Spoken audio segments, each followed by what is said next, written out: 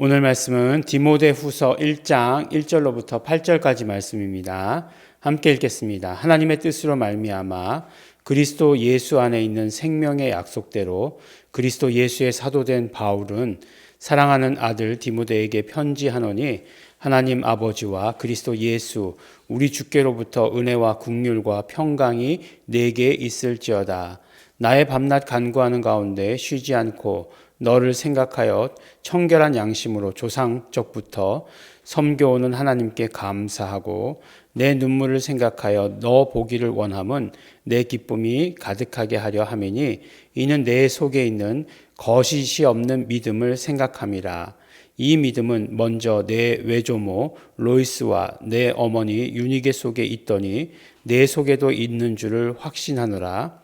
그러므로 내가 나의 안수함으로 내 속에 있는 하나님의 은사를 다시 부릴 듯하게 하기 위하여 너로 생각하게 하노니 하나님이 우리에게 주신 것은 두려워하는 마음이 아니요 오직 능력과 사랑과 근신하는 마음이니 그러므로 내가 우리 주의 증거와 또는 주를 위하여 갇힌 자 된 나를 부끄러워 말고 오직 하나님의 능력을 좇아 복음과 함께 고난을 받으라. 아멘. 오늘부터 디모데 후서의 말씀입니다. 디모데 전서와 디모데 후서 같이 붙어 있으니까 한 서신 아니야? 라고 이렇게 생각할 수 있고 또 같은 목회서신이라고 얘기했으니까 같은 것들이다라고 이렇게 생각할 수 있는데 맞아요. 네, 같습니다. 같은데 또 하나 다른 점이 있다면 이제 바울의 편지 가운데 제일 첫 번째 기록된 편지를 뭐라고 얘기하고 있죠? 지난번에 우리가 말씀드렸었는데 로마서 아니었죠. 롬고전고 후갈 되어 있으니까 로마서부터 이렇게 제일 먼저 쓴 것이고 두 번째 쓴 것이고 세 번째 쓴 것이고 그랬으면 참 우리에게 편할 텐데 그렇게 하지 않으시고 제일 먼저 쓴 편지라고 얘기하는 것은 사도 바울이 고린도에 갔을 때 데살로니가 교회에 보낸 편지가 제일 먼저 보낸 편지다라고 이렇게 이야기하고 있죠. 그럼 맨 마지막에 보낸 편지는 어디 있겠습니까? 그러니까 사도 바울이 2차로 로마에 투옥되었을 때에 쓴 편지인데 그것이 무엇이냐? 바로 오늘 우리가 함께 읽게 되는 디모데 후서가 사도 바울의 마지막 편지다라고 이렇게 말씀합니다. 그러니까 제일 첫 편지도 뭔가 의미가 있고 또 마지막 편지는 물론 사도 바울이 이게 마지막 편지야라고 의도하지 않았을겠죠. 당연히. 왜냐하면은 그 사도 바울이 맨 마지막을 어떻게 예측할 수 있었겠습니까? 그러니까 내가 마지막으로 보내는 편지야 라고 이렇게 얘기하진 않았겠지만 마지막 편지가 되어버린 것이죠. 그런 의미에서 마지막 편지를 바라보는 어떤 특별한 의의가 있다라는 생각을 합니다. 또 한 가지는 디모데에게 개인적으로 부탁하는 그런 이야기이지만 그렇지만 디모데가 어떤 사람이었어요? 지금 디모데는 에베소 교회를 맡고 있는 사람이잖아요. 그러니까 단순히 아들과 같은 제자죠. 아들과 같은 제자에게 보내는 개인적인 그런 편지가 아니라 또 공동체를 바라보면서 보내는 그런 어떤 편지. 그리고 그 편지 가운데는 항상 복음의 핵심이 들어가 있다는 것. 이런 것들이 이 편지에 있어서 굉장히 중요한 의미를 갖는다 하겠습니다.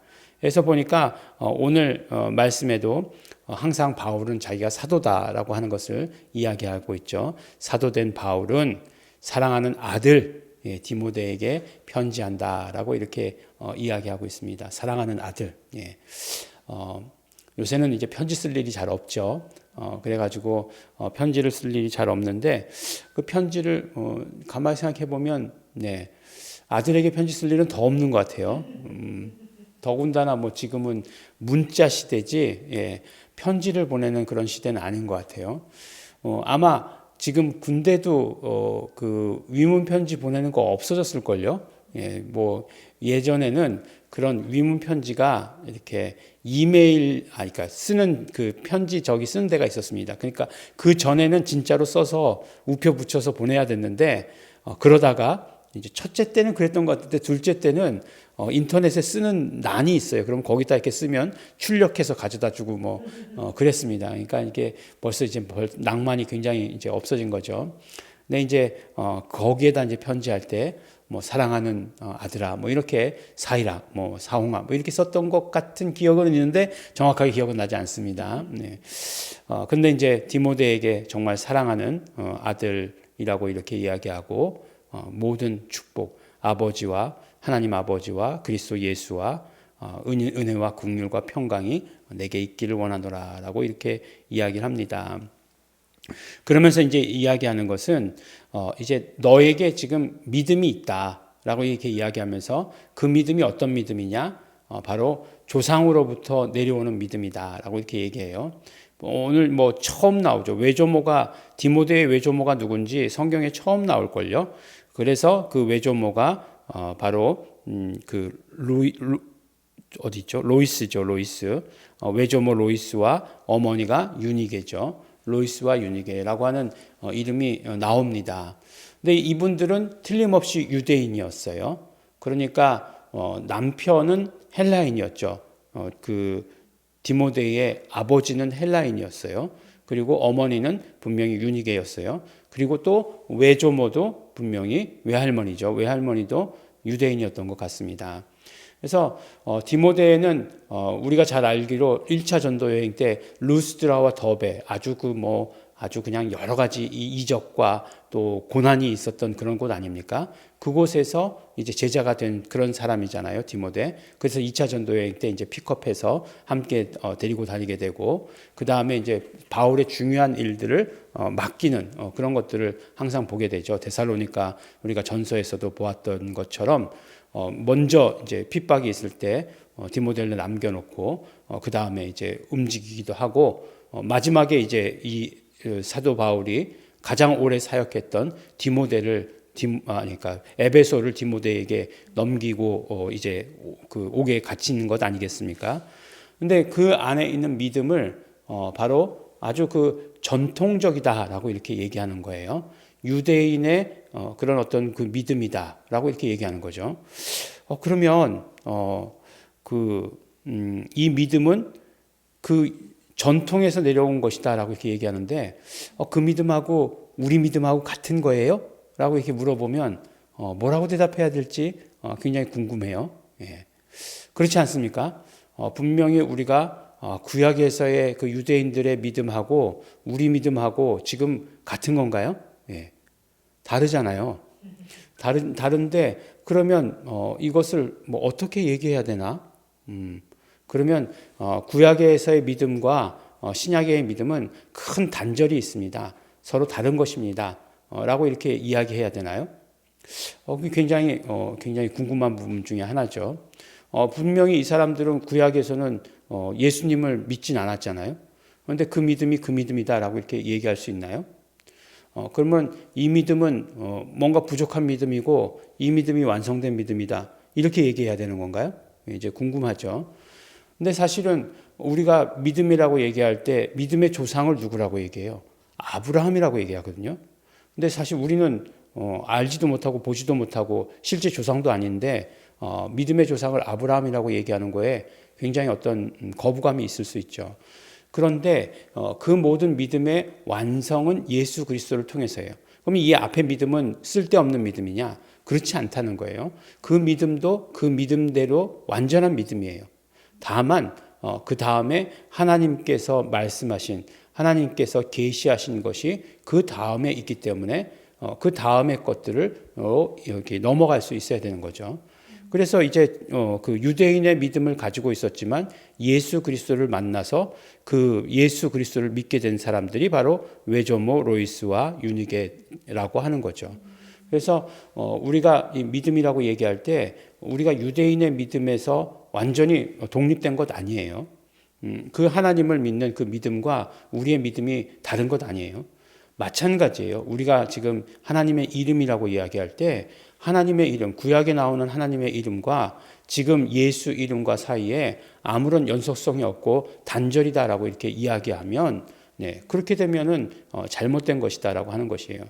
그 모든 개념을 그대로 가지고 왔다는 거예요. 그때 당시에는 그것으로 완전한 것이었지만 그것을 믿고 그것을 부르고 그것으로 모든 신앙생활하는 것이 완전한 것이었지만 하나님께서 새로운 예수 그리스도를 통해서 새로운 계시를 보내주셨을 때, 우리에게 주셨을 때 그 다음에 그것을 받아들여야 된다라고 이렇게 말씀해 주시는 것입니다. 그러니까 뭐 그때는 맞고 지금은 틀리다 그런 얘기가 아니라 그때는 그때 나름대로의 완전함이었지만 그러나 하나님께서 그 다음에 지금 우리에게 계시하시는 것은 예수 이름이다라고 이렇게 얘기하는 거예요. 그러니까 예수 이름은 지금 우리에게 계시하신 그것으로 완전한 것이에요. 그 다음 계시가 있을지 없을지는 모르죠. 우리는 그것까지 알 수 있는 건 아니죠. 뭐 그것까지 알 수 있다. 그럼 내가 하나님 하지 뭐하러 내가 하나님 섬기는 자 하겠어요. 예, 그런 거잖아요. 마찬가지예요. 그래서 그때 당시에 완전했던 그런 어떤 믿음이 있었지만 하나님께서 새로운 예수 그리스도를 통한 계시를 주셔서 우리에게 이것이 완전하게 되었다면 예수 이름을 믿는 이 믿음이 완전한 믿음이 되었다면 그것을 우리가 위해서 애쓰고 힘써야 되는 것이죠. 그래서 그 믿음이 바로 완전한 믿음이 되는 것이고 그 믿음을 우리가 가져야 되는 것이다 라고 이렇게 이야기하고 있습니다. 그래서 그런 그 믿음의 전통이라고 하는 것, 그 믿음의 전통, 흐름을 우리가 이해할 수 있는 거겠죠. 그래서 뭐 우리가 독일의 나치 지배하에 있을 때 이제 유대인들을 미워했잖아요. 그래서 구약은 필요 없는 것이다. 신약만으로 된다 이렇게 얘기했는데 말도 안 되는 얘기거든요. 예, 그것이 말도 안 되는 얘기예요. 그래서 이 모든 것들이 그렇게 흘러간다. 그래서 말씀드렸지만 우리가 주라고 이렇게 이야기할 때 이것이 이교도들이 말하던 주가 우리가 영향을 받아서 이렇게 신약에서 불렀다 이렇게 얘기하는 건 말도 안 되는 거예요. 예. 구약에서 내려온 그 주 개념, 그렇죠? 그 이제 그 주를 갖다가 이제 아도나이라고 불렀는데 이제 헬라어로는 퀴리오스라고 얘기하게 되고 그 다음에 그 개념을 우리가 받아 가져온 것이지 뭐 세상에 그런 어떤 그 세상에도 주가 있었겠죠. 왕을 주라고 불렀으니까 그런 것들을 이야기하는 것 아니다라고 하는 것을 말씀하고 있습니다. 그래서 우리의 어떤 믿음의 정통성 이런 것들을 우리가 잘 기억해야 됩니다. 그리고 이제 안수함으로 말미암아 내 속에 있는 하나님의 은사를 다시 부릴 듯하게 하기 위해서 너로 생각하게 한다라고 이렇게 얘기하고 있습니다. 하나님이 우리에게 주신 것은 두려워하는 마음이 아니고 오직 능력과 사랑과 근신하는 마음이다 라고 이렇게 얘기하고 있습니다. 하나님께서 우리에게 절대로 두려워하는 마음을 주지 않으셨다는 것 우리 기억하시기 바랍니다. 우리에게 주신 것 능력과 사랑과 근신하는 마음이다 라고 이렇게 얘기합니다. 그러니까 부끄러워하거나 두려워하지 말고 오직 복음을 담대하게 전하라, 고난받으라 이렇게 얘기하고 있는 것은 함께 고난받으라 이야기하고 있는 것은 지금 사도 바울은 옥중에 있잖아요. 옥중에 있는데 그런 어떤 고난에 대해서 염려하지 말아라 라고 하는 것으로 그 디모데를 용기 주는 것을 이렇게 보게 되는 것입니다. 우리에게 있는 거짓 없는 믿음, 그 믿음이 그런 어떤 흐름이 굉장히 나에게서부터 시작된 거 아니에요. 내가 정말 우리 가족 중에는 처음 믿게 된 사람이에요. 아니에요. 그 믿음의 그 모든 그런 어떤 흐름이 그 뿌리가 올라가면 하나님께서 아브라함과 언약 맺었던 것으로부터 시작한다라고 하는 것을 오늘 우리에게 알려주십니다. 우리의 믿음을 그 아름다운 믿음을 거짓이 없는 그 순수한 믿음을 지켜나가시는 우리 성도 여러분 되시기를 예수 이름으로 축원합니다. 기도하겠습니다. 하나님 아버지 감사합니다. 오늘도 우리에게 말씀 주시고 그 말씀으로 인하여서 믿음이 굳건하게 하여 주신 것 너무나 감사하고 감사합니다. 우리에게 주신 은사들을 생각하게 하여 주시옵시고 두려운 마음을 떨쳐버리게 하여 주시옵시고 오직 우리가 능력과 사랑과 근신하는 마음을 가지고 정말 이 고난받는 이 세대를 두려워하지 않는 자 될 수 있도록 아버지 도와주시고 축복하여 주시옵소서. 감사드립니다. 예수님 이름으로 기도드렸습니다. 아멘. 그러므로 우리 이 시간에 기도하실 때에 온전히 우리에게 주신 그 믿음 지켜나갈 수 있도록 되기를 원합니다. 우리의 믿음 구체적으로 말하면 예수 이름을 믿는 믿음입니다. 그 믿음 우리 가지고 나아갈 때 성령님 역사하여 주시고 도와주시고 두려워하지 않게 하여 주시옵시고 오직 담대하게 능력으로 나가게 하여 주시옵소서. 성령님 역사하시옵소서. 다 같이 통성으로 기도하시겠습니다.